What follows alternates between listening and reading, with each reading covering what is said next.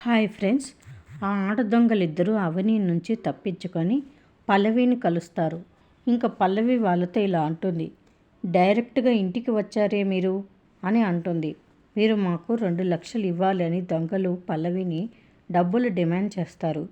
ఏంటే నువ్వు చెప్పేది అని పల్లవి ఆ ఇద్దరిలో ఒక ఆమె చెంప చెల్లుమనిపిస్తుంది.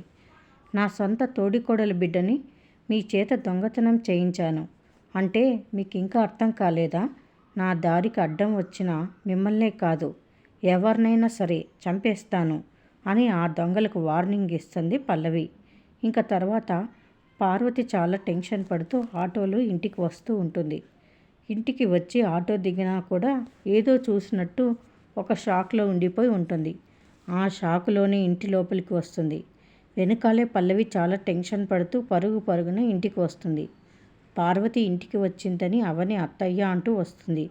పార్వతి చాలా టెన్షన్ పడుతూ ఏదో చెప్పబోతూ ఉంటే, ఏదో టెన్షన్గా ఉన్నారు, ఏంటి చెప్పండి అత్తయ్య అంటూ అవని అడుగుతుంది. వాకిట్లోనే నిలబడి పార్వతిని గమనిస్తున్న పల్లవి, ఎందుకు అత్తయ్య ఎంతలా టెన్షన్ పడుతోంది అని అనుకుంటుంది. ఇంకా పార్వతి అవనికి ఏదో చెప్పబోతూ ఉంటుంది. తర్వాత పార్వతి అవనికి ఏం చెప్పిందో కానీ పల్లవి అది విని ఒక్కసారిగా షాక్ అవుతుంది. బహుశా పల్లవి ఆ దొంగలతో మాట్లాడడం, ఆ దొంగలతో తన తోడికోడలి బిడ్డను తనే దొంగలించమని చెప్పడం, ఆ దొంగలతో మాట్లాడిందంతా పార్వతి విని ఉంటుంది. అందుకే అంతలా భయపడి షాక్ అయి ఉంటుంది పార్వతి. మరిన్ని అప్డేట్స్ కోసం ప్లీజ్ సబ్స్క్రైబ్ చేయండి. Thanks for watching.